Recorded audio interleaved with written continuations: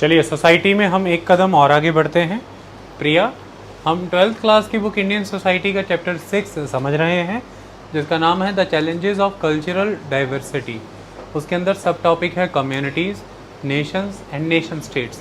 इनके बीच का संबंध हम समझ चुके हैं। हमने आपको एक सवाल पर छोड़ दिया था, एक प्रश्न पर, कि जो नेशन स्टेट में ये जो स्टेट वाला सेगमेंट है, इसे इस नेशन के अंडर आने वाली अलग अलग कल्चरल कम्युनिटीज़ या कल्चरल कलेक्टिविटीज़ को कैसे ट्रीट करना है, ये एक इम्पॉर्टेंट क्वेश्चन बनता है। नेशन स्टेट एक कॉम्बिनेशन है। इस दोनों के कॉम्बिनेशन में जो स्टेट है, ये नेशन के अंडर आने वाली अलग अलग कल्चरल कम्युनिटीज़ को कैसे ट्रीट करता है, ये एक बड़ा सवाल है। उसी पर हम आप आगे बढ़ते हैं। आपने जो भी जवाब सोचा होगा सबने, वो इसी में समाहित हो जाएगा, इसी में चला जाएगा। देखिए, एक टॉपिक इसके अंडर बनता है, वो ये है कि threatened by community identities states try to eliminate cultural diversity. Community identity से भयभीत होकर के राज्य का, यानी कि भारतीय राज्य या विश्व का कोई भी राज्य हो सकता है, उनके प्रयास रहते हैं कि किस तरह से सांस्कृतिक विविधताओं को, यानी कि कल्चरल डाइवर्सिटीज़ को एलिमिनेट कर दिया जाए और एक सिंगल आइडेंटिटी ही रह सके, ताकि किसी तरह की कोई चैलेंजेस ना हो। देखिए, अगर ऐतिहासिक रूप में देखें तो जो स्टेट्स हैं, उनका रोल क्या रहा है, उन्होंने क्या काम किया है अब तक। स्टेट्स की कोशिश हमेशा ये रही थी कि वो किस तरह से पॉलिटिकल लेजिटिमेसी को एनहांस कर पाएँ, इस्टेब्लिश कर पाएँ। What do you mean by that? देखिए, एक स्टेट एग्जिस्टेंस में आया। मैंने आपको बताया था उस समय में, जैसे हमने लास्ट लेक्चर के दौरान जर्मनी में नाज़ीवाद का दौर समझा, और उसी समय में हमने इटली का मुसोलिनी का सिस्टम भी समझा था। मैंने बताया था कि वो जो स्टेट्स थे, वो हमेशा लोगों के सामने इस जस्टिफिकेशन को इस्टेब्लिश करना चाहते थे कि हम एक स्टेट बेस्ड अपॉन नेशन है, नेशनैलिटी है, यानी कि हमारे स्टेट होने के पीछे एक पॉलिटिकल रीजनिंग है, हमारे बेस में एक कम्युनिटी है, लोग हैं जिनमें बहुत कुछ कॉमन है, वो कॉमन आइडेंटिटी शेयर करते हैं आपस में, उन्होंने कॉमन हिस्ट्री शेयर की हो सकती है, उनकी फ्यूचर को लेके कॉमन एस्पिरेशंस हो सकती हैं। ऐसी कई सारी कॉमन चीज़ों की वजह से वो सभी के सभी अपने आप को एक नेशन के रूप में देख रहे हैं, एक ऐसी कम्युनिटी जो बहुत कुछ कॉमन शेयर करती है, और ऐसे में उन्होंने हमें राज्य के रूप में स्थापित किया है। तो बीइंग अ स्टेट, हमारे बेस में एक नेशन है, हम एक लेजिटिमेट पॉलिटिकल एंटिटी हैं। तो अपने आप को इस्टेब्लिश करने के लिए, या अपने आप को पॉलिटिकली और भी अधिक विधि सम्मत अर्थात लेजिटिमेट सिद्ध करने के लिए, स्टेट्स की कोशिश हमेशा ये रहा करती थी कि वो नेशन बिल्डिंग स्ट्रेटजीज़ डेवलप किया करते थे। स्टेट के भीतर हमेशा एक नेशन, स्टेट के बेस में हमेशा एक नेशन रहे, इसके लिए लगातार ये ज़रूरी होता था कि नेशन बिल्डिंग स्ट्रेटजीज़ चलती रहें। क्योंकि स्टेट जो कि हो सकता है कभी किसी नेशन ने बनाया हो, बट अगर वो नेशन ही आपस में बिखर रहा हो, तो वो एक स्टेट रह ही ना सके, दो स्टेट आ जाएं, टू स्टेट थ्योरीज, या हो सकता है नेशन बिखरने लगे तो दो नहीं 3 स्टेट हो जाएं, 4 हो जाएं, 5 हो जाएं, 6 हो जाएं। एक समय में जब भारत आज़ाद हुआ था, तो भारत के ही क्षेत्र की बात कर लें तो 552 रियासतें थीं, जिनको हम कहते हैं कि वो प्रिंसली स्टेट्स थे। स्टेट्स तो थे, बट प्रिंसली स्टेट्स थे, वो नेशन स्टेट्स नहीं थे। लेकिन आपने ध्यान से नहीं ऑब्ज़र्व किया इस चीज़ को कि वो प्रिंसली स्टेट्स में से 3 प्रिंसली स्टेट्स को अगर मैं छोड़ दूँ, अगर मैं हैदराबाद को छोड़ूँ, जूनागढ़ को छोड़ूँ और कश्मीर को छोड़ूँ, तो बाकी 549 प्रिंसली स्टेट्स जो हैं, वो तो भारत के साथ मिल गए, और वो भी बड़ी सहजता के साथ। इसका मतलब ये मान के चल सकते हैं कि उन स्टेट्स के भीतर रह रही जो जनता थी, जो नेटिव्स थे उस स्टेट के, वो भारतीय स्टेट के अंदर नेशनल्स बनने को तैयार थे। वो सभी के सभी थे तो अलग अलग प्रिंसली स्टेट्स के ही, लेकिन उन सभी के सभी में बहुत कुछ कॉमन शेयर होता था। तो वो खुद की एक आइडेंटिटी एक नेशन के रूप में भी देख रहे थे, इसलिए तो वो already established the Indian state का हिस्सा बन गए। उस इंडियन स्टेट के अंडर जो नेशन है उस नेशन के आके साथ में जुड़ गए, वो भारतीय राष्ट्र का हिस्सा हो गए, क्योंकि उन्हें भारतीय राज्य स्वीकार था। और वो भारतीय राज्य को यकायक ही एक और बड़ा बेस मिला एज अ भारतीय राष्ट्र, द इंडियन नेशन। लेकिन ऐसे में अगर मैं वल्लभ भाई पटेल की जगह पर खड़ा हूं तो उनकी भूमिका क्या रहनी चाहिए? उनकी कोशिश हमेशा ये रहेगी कि अब ये जो भारतीय राज्य है, द इंडियन स्टेट, ये हमेशा स्ट्रॉन्ग, स्टेबल, स्ट्रेंथेंड रहे, ये ब्रेक ना हो, टूटे ना, बिखरे ना।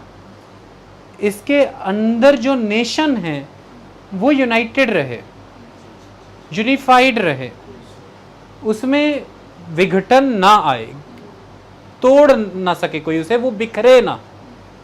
तो ऑलवेज स्टेट को बेहतर रूप में स्थापित और सशक्त और विधि सम्मत सिद्ध करने के लिए कोशिश क्या रहेगी एक राष्ट्र निर्माता की, कि वो राष्ट्र को जोड़े रखने, राष्ट्र को और एनरिच करने की योजनाएं चलाएं, स्ट्रेटजीज फॉलो करें।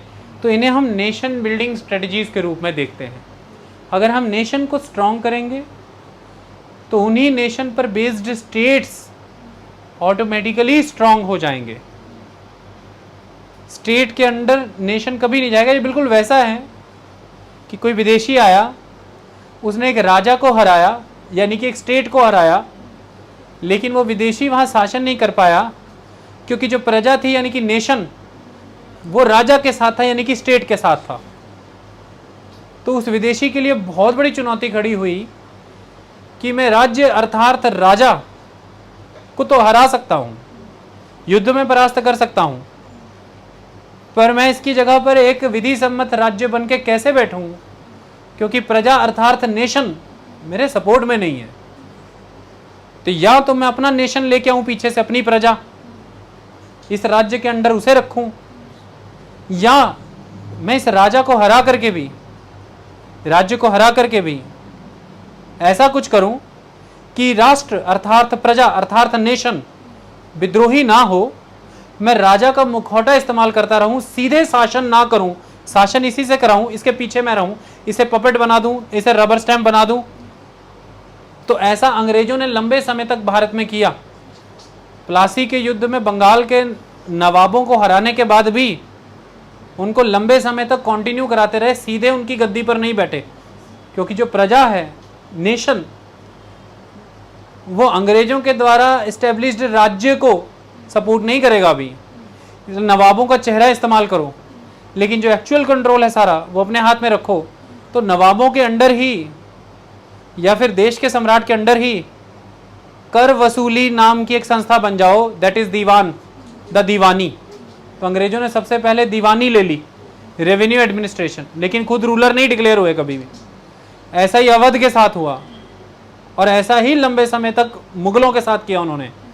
राज्य हरा देने के बाद भी राज्य के तहत जो राष्ट्र था, जो नेशन यानी कि प्रजा थी, वो विद्रोही ना हो जाए, ताकि राज्य स्थिर बना रहे।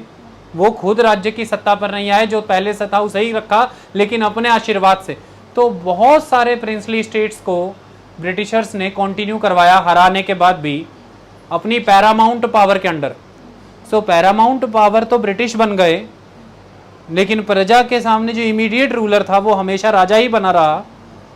तो प्रजा के लिए उसका पुराना राज्य भी चलता रहा, राज्य के अंडर प्रजा एज अ नेशन भी चलती रही, लेकिन इस राज्य का वो संपूर्ण जो लाभ है वो राजा के ऊपर बैठे हुए जो अधिराज है, जो पैरामाउंट है, यानी कि अंग्रेज, उसके पास जाता रहा।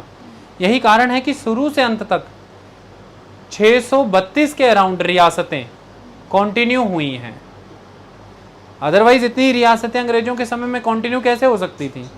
उसका कारण था। आई बात समझ में? That is the important thing. So do try to understand this.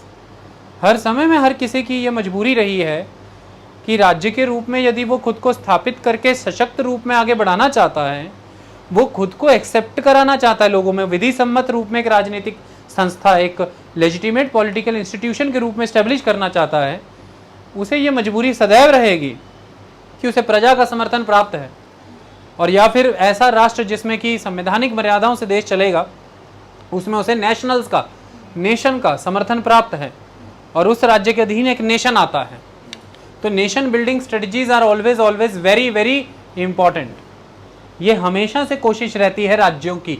तो वही लाइन लिखी है कि historically states have tried to establish and enhance their political legitimacy through nation building strategies. They sought to secure the loyalty and obedience of their citizens through policies of assimilation and integration. Policy of assimilation और integration. अब हम इनके विषय में समझते हैं कि ये समझाना क्या चाह रहे हैं। देखिए, हमने दो कॉलम बना रखे हैं, असिमिलेशन और इंटीग्रेशन। पहले इनका हिंदी मीनिंग समझते हैं। देखो दीपांशु, असिमिलेशन का मतलब होता है आत्मसात करना,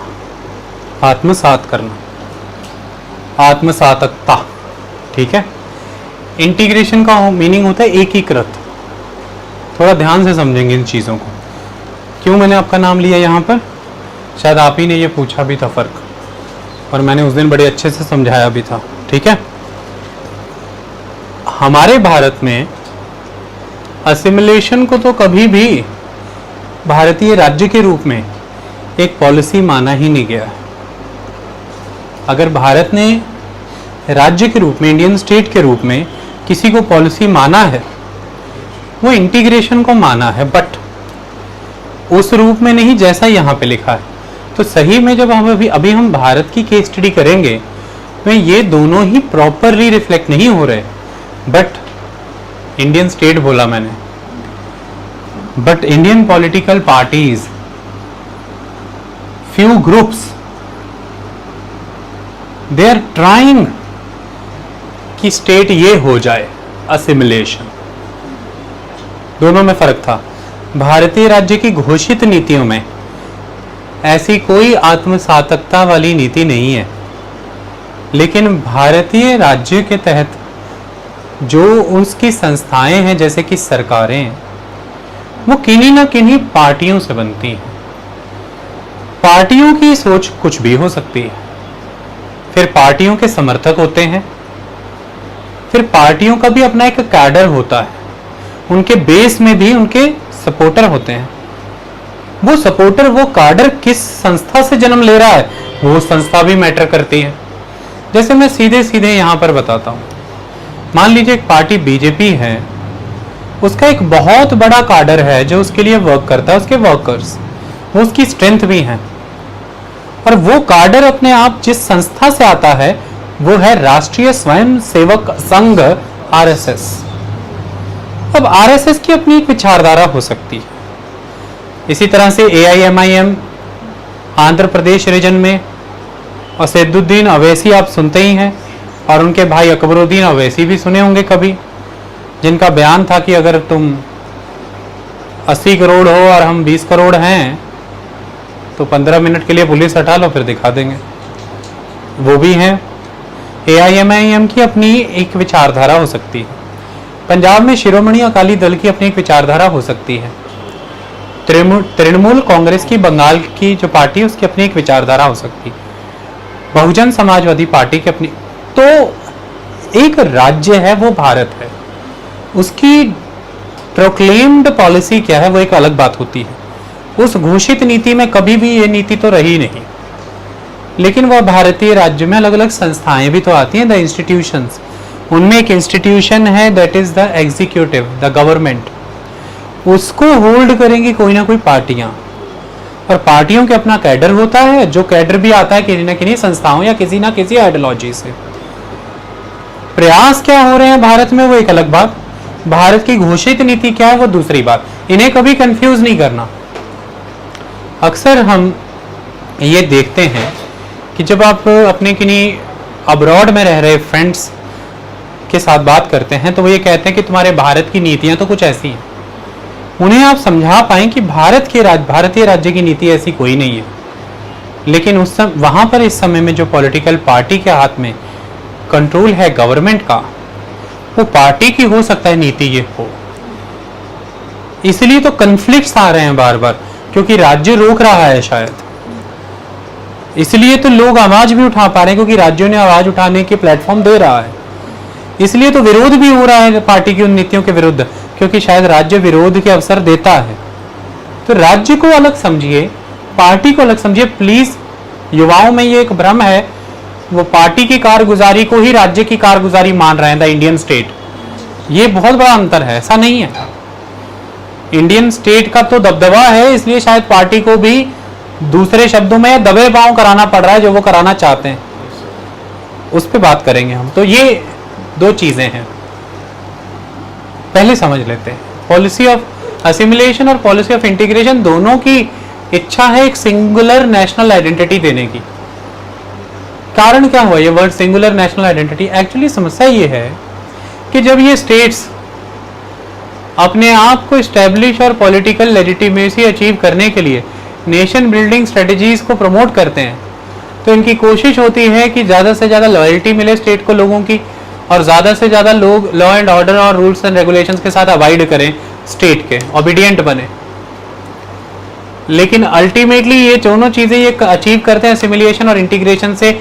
ऐसा क्यों कि इन्हीं के वाया करते हैं। कारण समस्या ये आ जाती है कि नेशन स्टेट के अंदर स्टेट की ये जो इच्छाएं हैं वो इच्छाएं पूरी नेशन करेगा, लेकिन नेशन के अंदर तो कई सारी कल्चरल कम्युनिटीज आ रही हैं, और स्टेट को हमेशा इस बात की टेंशन रहती है कि जितने ज़्यादा नंबर ऑफ कल्चरल कम्युनिटीज होंगी तो उतनी ज़्यादा डाइवर्सिटी होगी। उन सभी से लॉयल्टी एक्सपेक्ट करना और उन सभी को ओबीडियंट बनाए रखना एक समस्या का कारण रह सकता है, क्योंकि हर कोई ये चाहेगा कि वो स्टेट की पॉलिसीज में रिफ्लेक्ट हो। हर कोई ये चाहेगा कि वो स्टेट की पॉलिसी में रिफ्लेक्ट हो, वो स्टेट को इम्पैक्ट करना चाहेगा, जबकि स्टेट के लिए स्पेसिफिकली हर किसी को रिफ्लेक्ट कराना या एक्नॉलेज करना पॉसिबल नहीं। इसकी वजह से जितनी ज़्यादा कल्चरल कम्युनिटीज़ होंगी तो समस्या इस बात की भी खड़ी होगी कि स्टेट चाहता है कि लोग अपने आप को सिर्फ एक आइडेंटिटी में देखें, और वो आइडेंटिटी है द नेशनल आइडेंटिटी। लोगों में नेशनलिज्म भरा जाएगा, लोगों में पैट्रियटिज्म भरा जाएगा, तो लोगों को राष्ट्रवाद सिखाया जाएगा, देशभक्ति सिखाई जाएगी, ताकि उनकी सिर्फ एक ही आइडेंटिटी बाकी रह जाए, वो है नेशनल आइडेंटिटी। लेकिन अब समझना ही ये जरूरी है ना कि कल्चरल कम्युनिटीज ने एक साथ होकर के एक फाइनल कम्युनिटी का जन्म दिया, दैट इज अ नेशन, और उस नेशन ने ही खुद को पॉलिटिकली एस्टेब्लिश करने के लिए एक स्टेट एग्जिस्टेंस में लाया। ऐसे में लोगों की अफिनिटी, लोगों का जुड़ाव एक नेशन के साथ तो है ही है, एक नेशनल आइडेंटिटी है, बट सिमिलरली और वेरी स्ट्रॉन्ग उनकी अपनी अपनी कल्चरल अफिनिटीज भी हैं, उनकी अपनी कल्चरल आइडेंटिटीज भी हैं। स्टेट को यही कम्युनिटी आइडेंटिटीज पसंद नहीं। स्टेट ये कहते हैं कि too many identities are difficult to handle. इतनी ज्यादा आइडेंटिटीज अगर होंगी, हिंदू अगर अपनी हिंदू आइडेंटिटी भी रख रहा है और वो एक आइडेंटिटी भारतीय भी रख रहा है, मुस्लिम अपनी मुस्लिम आइडेंटिटी भी रख रहा है और वो भारतीय भी है, सिख अपनी सिख आइडेंटिटी भी रख रहा है और भारतीय भी है, इसी तरह से बुद्ध, जैन, पारसी, ईसाई की अपनी अपनी आइडेंटिटी और भारतीय भी हैं। ऐसे में भारतीय वाली आइडेंटिटी तो भारतीय राज्य को चाहिए। नेशन तो ये बने रहे, अच्छी बात है, बट ये इनकी अपनी अपनी अलग सी बड़ी आइडेंटिटी है। फिर उतने ही सबके अपने अपने दिन त्योहार हैं, और भारतीय राज्य को हर दिन त्योहार के लिए बंदोबस्त देना पड़ता है, प्रबंध देना पड़ता है, सड़कों के रूट बनाने पड़ते हैं, पुलिस का प्रबंध देना पड़ता है, जल से जुलूस समागम होने देने पड़ते हैं, और कई बार आयोजित भी कराए जाते हैं, सपोर्ट किए जाते हैं। ऐसे में दिखना पड़ता है कि कोई कन्फ्लिक्ट ना छिड़ जाए। रेलगाड़ियों के रूट से लेकर के उनकी खास रेलगाड़ियां चलाने तक रेलवे स्टेशनों के प्रबंध, विश्राम गृह, सब कुछ बहुत व्यवस्था करनी पड़ती। दूसरी तरफ इनकी अपनी अपनी लैंग्वेज वाली आइडेंटिटी भी है और फिर ये भारतीय भी है। इनकी अपनी अपनी रीजन की आइडेंटिटी भी और ये भारतीय भी है। इनकी अपनी अपनी एथनिक आइडेंटिटी भी और फिर ये भारतीय भी है। तो ऐसे में भारत भर में हमेशा स्टेट जो भारतीय राज्य रहेगा उसकी कोशिश ये होगी कि भाई एक भाषा को प्रमोट किया जाए ताकि एक कॉमन आइडेंटिटी, एक नेशनल आइडेंटिटी अर्थात एक नेशनल लैंग्वेज हो जाए, समस्याएं ना रह पाए, एक लिंग्वा फ्रैंका डेवलप कर दी जाए, सभी के द्वारा बोले जाने वाली भाषा। लेकिन इतनी सारी कल्चरल आइडेंटिटी वाले लोग ये कैसे स्वीकार करेंगे? उनकी तो आइडेंटिटीज डाइवर्स हैं और नेशन के फेवर में कुछ हो रहा है, उनको खुशी है, लेकिन वो इस कॉस्ट पे नहीं होना चाहिए कि उनकी कम्युनिटी आइडेंटिटी ब्रेच की गई है। तो मेजॉरिटी टाइम ऐसा स्टेट को फीलिंग आ जाती है कि जब भी वो कोई कदम उठाने लगता है तो नेशन को तो स्टेट के साथ आना चाहिए, भारतीय राष्ट्र को तो भारतीय राज्य के साथ आ जाना चाहिए। लेकिन ऐसा हो क्यों नहीं पाता है? भारतीय राज्य के द्वारा उठाए जाने वाले बड़े सारे कदमों का विरोध होने लगता है क्योंकि लोगों की भारतीय राष्ट्र वाली आइडेंटिटी पर हावी पड़ जाती है उनकी अपनी अपनी कम्युनिटी आइडेंटिटी।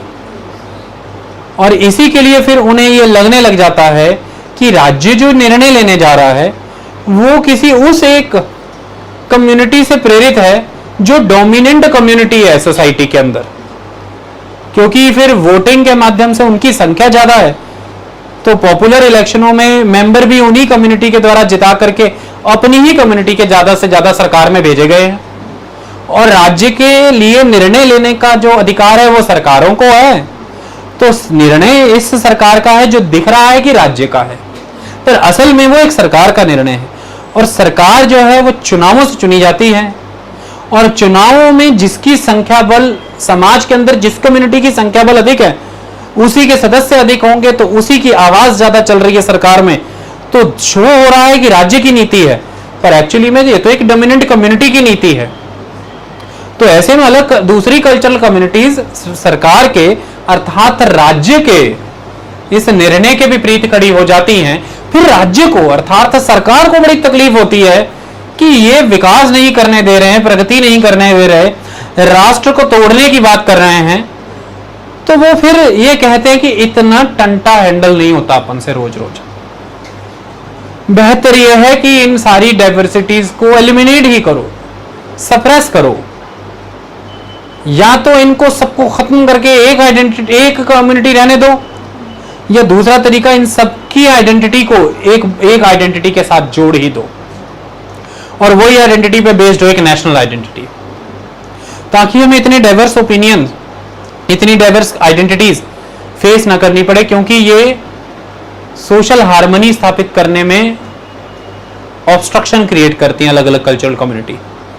ये फ्रेटर्निटी की भावनाओं को ब्रेक करती हैं, ये समाज को तोड़ने का काम कर रही है। क्योंकि अगर समाज में इतनी सारी कल्चरल कम्युनिटी होंगी और अपनी अपनी आइडेंटिटी को लेकर के, उसके झंडे को लेकर के आगे बढ़ेंगी, तो एक नेशनल आइडेंटिटी बनना कभी भी सफल नहीं हो पाएगा और एक फाइनल कम्युनिटी यानी कि नेशन कभी भी उतना मजबूत नहीं रह पाएगा। और फिर जो राज्य है जो उस नेशन पे खड़ा, वो हमेशा सैबोटेज होगा इन कल्चरल कम्युनिटीज के हाथों।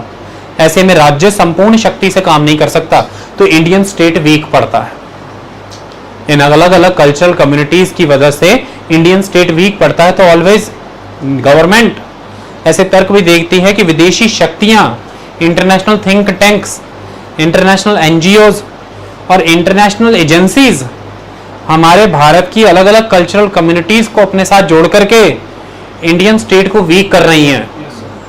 क्योंकि इंडियन स्टेट के तमाम निर्णयों के विरुद्ध ये जो आज विरोध प्रदर्शन चल रहे हैं अलग अलग कम्युनिटीज के, ये विदेशों से प्रायोजित थे, ये विदेशी फंडिंग से हैं, ये बाहर बैठे लोग चला रहे हैं और उनका अल्टीमेट एजेंडा इंडियन स्टेट को वीक करना है। आई बात समझ में? और यहां पर इंडियन स्टेट अर्थात सरकार कमजोर पड़ रही है क्योंकि वो लोगों से एक्सपेक्ट कर रही है देशभक्ति, वो पैट्रियोटिज्म, वो लोगों से एक्सपेक्ट कर रही है राष्ट्रवाद, बट वहां कमी इसलिए आ रही है क्योंकि लोग देशभक्ति राष्ट्रवाद के नाम पर एक नेशन के रूप में, एक नेशनल कम्युनिटी के रूप में बाद में जुड़ते हैं, पहले वो अपनी कल्चरल कम्युनिटी के रूप में अपनी कम्युनिटी से जुड़ते हैं। और ये फिर बड़ी समस्या का कारण हो जाता है सरकारों के लिए, जो सरकार शायद अपनी मनचाही निर्णय लाना चाहती हो। तो इसका फिर दूसरा उपाय क्या रहता है? बहुत ही comprehensive people participation, consultative process, बड़े स्तर पर तमाम कल्चरल कम्युनिटीज या जो भी स्टेक होल्डर जो प्रभावित होने वाले हैं अपनी नीतियों से, उनसे विचार विमर्श करके, उनसे चर्चा करके कोई भी निर्णय लाए जाएं। इसमें समय लगता है, ये डिले करता है, सब कुछ है, लेकिन हमने मॉडल ही वो अपनाया लोकतंत्र का जिसमें हमने डिले को मान करके चले कि हम डिले को स्वीकार करते हैं। हम ये कहते हैं कि निर्णय समय से हो देर से हो गलत नहीं होना चाहिए। इसलिए संसद में बहुत लंबी प्रक्रिया है बिल पास होने की, इसलिए उसके बाद भी जुडिशियल रिव्यू का प्रोसीजर रखा गया है कि जुडिशरी उसे रिव्यू करके कैंसिल भी कर सकती है। इसलिए हमारे न्यायालय के अंदर, जस्टिस सिस्टम के अंदर भी एक से दूसरी, दूसरी से तीसरी कोर्ट के बीच में कई तरह के अपील के प्रावधान है, ताकि 10 गुनाहगार चाहे छूट जाएं, एक बेगुनाह को सजा नहीं मिलनी चाहिए, ऐसा सिद्धांत अपनाया गया है। तो कंसल्टेटिव प्रोसेस अपनाइए, लेकिन कई बारी बहुत बड़ी मेजॉरिटी मिलने के बाद जो पार्टी सत्ता में आती हैं और उस पार्टी पे भी जब सेंध एक व्यक्ति के व्यक्तित्व की लग जाती है, यानी कि पर्सनैलिटी कल्ट के रूप में स्टेब्लिश हो जाती है, पर्सनैलिटी ही अपने आप में कल्चर हो जाती है उस पार्टी का, पार्टी की संस्कृति और कुछ भी नहीं, उस पर्सन का कैरेक्टर स्केच ही है, उसका चरित्र ही पार्टी की संस्कृति है। तो फिर उसी पार्टी को ब्रूट मेजॉरिटी है संसद में, तो फिर वो जो पर्सन रहता है कई बारी, या वो जो पार्टी रहती है, उसको ये स्वीकार्य ही नहीं होता कि इतने सारे ग्रुप्स की क्यों सुने। सरकार कहाँ कमजोर है इनके सामने? सरकार के पास क्या कमी है? किन संसाधनों की, किन सेना की, किन फोर्स की कमी है हमारे पास? और हम कहाँ गलत हैं जो आप विरोध कर रहे हो, और आप ज्यादा सियाने हो, और क्यों इतना टाइम वेस्ट करें सबसे सलाह मशवरा करने में? जब सरकार ने लोकतांत्रिक तरीके से चुनाव लड़के जनता का समर्थन ले लिया, जब जनता ने एक बार मैंडेट दे ही दिया है, बार बार जनता के बीच जाकर के सलाह क्या करनी है हर मुद्दे के पहले? 5 साल हमें काम करने का अवसर दिया है, अब हम काम करेंगे। अगर हम गलत हों तो अगली बार हरा दीजिएगा, लेकिन अगली बार भी जीत के आए तो अब किसकी सुननी बाकी रह गई है? लोकतंत्र का मतलब जीतना ही तो है चुनाव में, और हम जीत तो रहे ही हैं। और जब हम जीत के आ ही रहे हैं तो उनकी क्यों सुने जिनकी पार्टियां जीती ही नहीं? उन लोगों की क्यों सुने जिन पार्टियों को समर्थन कर रहे थे वो पार्टियां जीती ही नहीं? तो उन लोगों की तो अब कोई, उनकी वॉइस लेजिटिमेट वॉइस तो है ही नहीं, और फिर अब उनकी भी क्यों सुने जो हमारे वोटर ही नहीं? और अगर हमारे जो वोटर हैं वो हमसे वाकई नाराज होते, हमारी नीतियां गलत होती, हमें जिता के क्यों लाए और अगली बार क्यों जिता रहे हैं फिर? तो जब वो जिता ही रहे हैं और हम लगातार जीत ही रहे हैं, किससे सलाह करनी बनती है? किससे पूछें हम? अन्यथा जो भी हैं वो देश विरोधी ताकतें हैं, वो हमारे विरोधी ताकतें हैं, वो हरप्रीत विरोधी शक्तियां हैं। इसमें नाम कोई भी जोड़ लेना, राहुल गांधी विरोधी, मोदी विरोधी, मैं हरप्रीत विरोधी कह रहा हूं, तो हरप्रीत विरोधी शक्तियां हैं, देश विरोधी, राष्ट्र विरोधी, राज्य विरोधी, संस्थाएं विरोधी। वो विरोधी हैं क्योंकि हम तो जनता का समर्थन पाके चुनाव जीत के आ ही गए हैं। Rest all are the opponents, विरोधी। एंड विरोधी यहां पर ओपोनेंट्स वाले नहीं, नेगेटिव, ये तो राज्य को बर्बाद करना चाहते। तो ये एक सोच होती है। लेकिन दूसरी तरफ लंबा वाला रास्ता है जो राष्ट्र का घोषित रास्ता है, चर्चाएं, विचार विमर्श, सलाहें। इसलिए हमारे देश में आप प्रधानमंत्री को स्वयं नहीं चुनते, आप अपने रिप्रेजेंटेटिव को चुनते हैं। और याद रखिएगा, चाहे वो एमएलए उस पार्टी में है जिसकी सरकार है या उस पार्टी का है जिसकी सरकार नहीं है, एमएलए के स्टेटस में कोई चेंज नहीं आता। एमएलए एमएलए रहता है, एमपी एमपी रहता है। इसलिए ऐसे शब्द चुने गए हैं। मेंबर पार्लियामेंट वो आपका नुमाइंदा है, उसकी पार्टी की सरकार बने चाहे ना बने वो आपका नुमाइंदा है। यही बड़ी बात है रिप्रेजेंटेटिव डेमोक्रेसी में।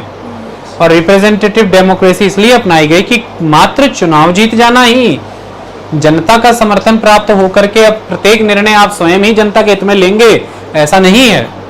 आपको पूरा का पूरा 5 बरस तक रिप्रेजेंटेटिव डेमोक्रेसी फॉर्मूला फॉलो करते हुए इन रिप्रेजेंटेटिव्स का कॉन्फिडेंस लेकर के हर निर्णय, हर नियम संसद में इन नुमाइंदों के, इन रिप्रेजेंटेटिव्स के मत से पास हुए मते के माध्यम से चलना है, यानी कि लॉ से चलना है। तो आपने क्यों नहीं समझा एक बात, जब भी हमारे देश में पार्टियां ये कहती हैं कि अगर हम जनता विरोधी हैं तो जनता ने हमें जिताया कैसे, तो अब जो हमारे निर्णयों का विरोध कर रहे हैं वो देश विरोधी हैं।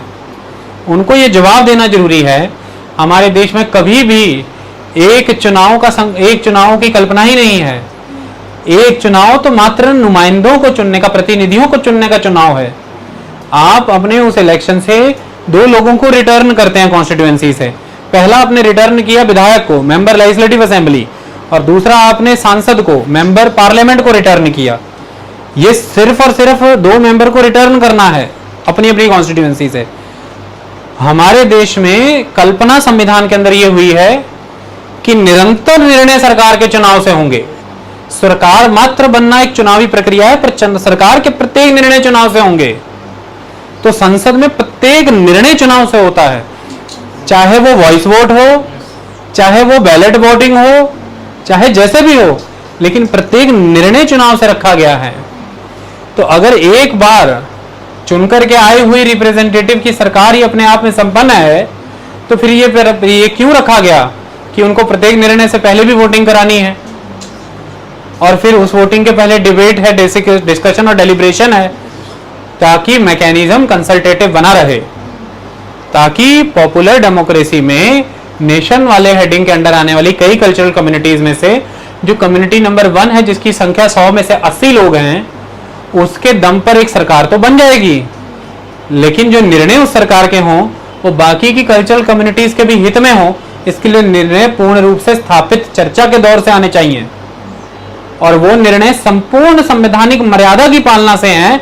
इसके लिए न्यायपालिकाओं को अधिकार दिया गया है, जुडिशरी को, कि आप जांच करेंगे कि निर्णय संवैधानिक मर्यादा से लिया गया है कि नहीं, राष्ट्र की मर्यादा में है कि नहीं, सभी कल्चरल कम्युनिटी की मर्यादा में है कि नहीं, उसके लिए उसकी चर्चा है, और सभी कम्युनिटी के रिप्रेजेंटेटिव वहां हैं, और संविधान की मर्यादा में है कि नहीं, इसके लिए जुडिशियल का रिव्यू है। तो ये प्रक्रिया रखी गई है देश में। आई बात समझ में? संसद कमजोर हो जाती है, विधायिकाएं कमजोर हैं, वहां पे लीडर्स काम नहीं कर रहे हैं, सवाल नहीं कर रहे हैं, ढंग से प्रश्न नहीं कर रहे हैं, वो अलग बात है। लेकिन मैं ये मानता हूं कि प्रक्रिया जो रखी गई है वो यही है, और वो बड़ी मजबूत प्रक्रिया है। आई बात समझ में? तो दैट इज द मैनर। पहले हम इस प्रक्रिया को अब समझेंगे हमारे स्टूडेंट सुभाष से, फिर हम आगे बढ़ेंगे। अब पॉलिसी ऑफ असिमिलेशन का पहला पॉइंट देखिए। Policy of assimilation often involving outright suppression of the identities of ethnic, religious or linguistic groups, try to erode the cultural differences between groups। जब आप outright repression वर्ड यहाँ पर सुन रहे हैं तो ध्यान से समझिए। आपको कई बार ऐसा लगता है मारना पीटना या सब कुछ। एथनिक, रिलीजियस और लिंग्विस्टिक ग्रुप्स की जो आइडेंटिटीज हैं उनको सप्रेस कर देना है हमने, उसको सप्रेस, उसको दबाना है, यानी कि हमने कल्चरल डिफरेंसेस को खत्म करना है, इरोड कर देना है। अलग अलग ग्रुप्स के बीच में जो कल्चरल डिफरेंसेस उनको इरोड कर देना है। आपको ऐसा लग रहा होगा कि ये तो बात बहुत अच्छी है कि लोगों के बीच में से डिफरेंसेस खत्म करना माने कि भेदभाव खत्म करना, है ना? तो तुम सोच रहे होगे कि हाथ मिलाना, गले लगवाना सबको, कि आओ, मजहब नहीं सिखाता आपस में बैर रखना, हिंदू मुस्लिम सिख ईसाई आपस में सब भाई भाई और मिला देना, और ये तो बहुत अच्छी पॉलिसी थी। एक्चुअली में अगर मैं ये बोल रहा हूँ कि हिंदू मुस्लिम सिख ईसाई आपस में सब भाई भाई, फिर ये असिमिलेशन की पॉलिसी हो ही नहीं सकती, क्योंकि इसमें मैं कल्चरल डिफरेंसेस को रिकॉग्नाइज कर रहा हूँ। आई बात समझ में? जब मैं इसको ऐसे बोलता हूँ, हिंदू हिंदू हिंदू हिंदू आपस में सब भाई भाई, मुस्लिम मुस्लिम मुस्लिम मुस्लिम, पहले हिंदू मुस्लिम सिख ईसाई, फिर हिंदू हिंदू सिख ईसाई, फिर हिंदू हिंदू हिंदू ईसाई, फिर हिंदू हिंदू हिंदू हिंदू, है ना? फिर उधर से इसको कर लीजिए, हिंदू मुस्लिम सिख ईसाई, हिंदू को ईसाई से रिप्लेस कर लीजिए, ईसाई को मुस्लिम से कर लीजिए, उसको सिख से कर लीजिए। जब ये चारों एक ही हैं तो फिर फोकस करने की जरूरत ही नहीं कि आपस में सब भाई भाई, फिर फ्रेटर्निटी वर्ड की नीड ही नहीं है, क्योंकि अब ये माना जा रहा है कि फ्रेटर्निटी अर्थात ब्रदरहुड अर्थात भाईचारा खतरे में है ही नहीं, क्योंकि सब तो अब एक ही है। तो कोशिश ऑलवेज रहती है कि स्टैंडर्डाइज कर दिया जाए, होमोजेनाइज कर दिया जाए, कल्चरल डिफरेंसेस जो हैं वो खत्म ही कर दिए जाएं। चार अलग अलग कल्चरल कम्युनिटीज क्यों ही हो, एक ही हो। तो जब एक ही होगी तो उसी पे बेस्ड वो नेशन होगा, और वो नेशन की फिर एक सेकंड में अंदर एक नेशनल लैंग्वेज हो जाएगी। वो राज्य जो होगा, वो स्टेट जो होगा, वो एक नेशनल लैंग्वेज को प्रमोट करेगा। फिर इस बात की ना संसद में चर्चा होगी ना विधानसभाओं में कि भाई हिंदी को या उर्दू को या पंजाबी को राष्ट्रीय भाषा बनाना चाहिए कि नहीं, या इंग्लिश को। ये तो वो बनी जाएगी, चर्चाएं खत्म, कोई समस्याएं का कारण ही नहीं, फिर किसी तरह की कोई प्रॉब्लम ही नहीं कि नवरात्रि में खुला मांस बिकेगा कि नहीं बिकेगा। ऐसा माना जाता है पॉलिटिकल पार्टियों के द्वारा कि फिर ये सब रहेगा ही नहीं, सब शांत हो जाएगा और स्टेट को मैनेज करना कंफर्टेबल हो जाएगा, क्योंकि स्टेट वाला हिस्सा ये मान रहा होता है कि ये जो नेशन है इस पे इसका पॉलिटिकल वर्जन मैं हूँ स्टेट, और इस नेशन के बीच में 1 2 3 4 5 6 जो अलग अलग कल्चरल कम्युनिटीज की बजाय एक ही हो जाए तो बस सब कुछ बेस्ट हो जाए। तो वो सारी की सारी डब्बियों को इकट्ठा करके एक बड़े डब्बे में डाल दो, ये है असिमिलेशन का प्रोसेस। इसको कह रहे हैं कि आप कल्चरल डिफरेंसेस को इरोड कर रहे हैं। तो ये पॉलिसी का एम रहता है कि आप परसुएड करें, एनकरेज करें या फिर फोर्स करें ऑल सिटीजन्स को to adopt a uniform set of cultural values and norms. और मेजॉरली जो कई अलग अलग कल्चरल कम्युनिटीज होती हैं उनको ये लगता है कि ये जो uniform set of cultural values and norms अब जो हैं, ये जो डोमिनेंट कम्युनिटी है देश के अंदर, ये उसके वाले कल्चरल वैल्यूज और नॉर्म्स हैं, हम इसको क्यों अपनाएं। यानी कि अगर कोई खाने को लेकर के नीति है तो ये सांस्कृतिक भोजन उस कम्युनिटी का भोजन है जो डोमिनेंट है, जिसे अब देश का भोजन बना के कहा जा रहा है। और अगर कोई सांस्कृतिक पहनावा है तो ये उस कम्युनिटी का है जो एक पर्टिकुलर डोमिनेंट कम्युनिटी है, जिसे अब देश का परिधान बनाया जा रहा है। अगर कोई सांस्कृतिक नृत्य है, ये उस कम्युनिटी का है जिसे अब देश का नृत्य बताया जा रहा है, नेशनल डांस। सांस्कृतिक संगीत, सांस्कृतिक भोजन, परिधान, सांस्कृतिक त्योहार, मान्यताएं, विधि विधान, विवाह से संबंधित नीति और रिचुअल्स, ये उस डोमिनेंट कम्युनिटी के थे जिसे नेशन के बता करके स्टेट अपनी नीतियों में भारतीय राज्य की नीति बता रहा है। ये फिर हमारी आइडेंटिटी के खिलाफ है। तो असिमिलेशन इस चीज की एक्सपेक्टेशन करती है कि धीरे धीरे धीरे, तो हमेशा ये लाइनें आती हैं, आप सुनने को भी देखने को भी चाहेंगे, ये डिबेट डिस्कशंस चलती हैं। अक्सर आप ये लाइन सुनते होंगे कि जो मुस्लिम्स हैं, भारत में जो मुस्लिम हैं, इनके पूर्वज तो हिंदू ही थे, या ये सुना जाएगा कि भाई सिखिज्म कोई अलग रिलीजन तो है नहीं, ये हिंदुइज्म से ही आया है। इसका कारण यह है कि जब आप मुस्लिम को पीछे ले जाके हिंदुइज्म से, सिख को पीछे ले जाके हिंदुइज्म से जोड़ते हैं, तो बेस में फिर एक ही कम्युनिटी और एक ही रिलीजन बचता है, दैट इज हिंदुइज्म और कम्युनिटी हिंदू। और फिर उस पर बेस्ड होना चाहिए एक नेशन, उस कम्युनिटी का एक नेशन, और उस पर बेस्ड होगा एक स्टेट। तो फिर यहां से एक पॉसिबिलिटी आ सकती है the Hindu state, the Muslim state. तो इसीलिए अगर आप यहां पर नोटिस करेंगे तो नेपाल को एक समय में हिंदू राज्य घोषित किया गया था, लेकिन भारत ऐसा कोई राज्य नहीं है। अब अगर इस पर देखें अगर हम, तो द मुस्लिम स्टेट हो सकते हैं, जैसे कि बहुत से राज्य हैं, द पाकिस्तान। सिख स्टेट हो सकते हैं, ईसाई स्टेट हो सकते हैं, है नहीं है या नहीं है उस पर चर्चा नहीं हो सकते हैं, क्योंकि एक ही कल्चरल कम्युनिटी पे बेस्ड एक नेशन, उस पे बेस्ड एक स्टेट। अब यहाँ पर जो कांग्रेस है वो आरोप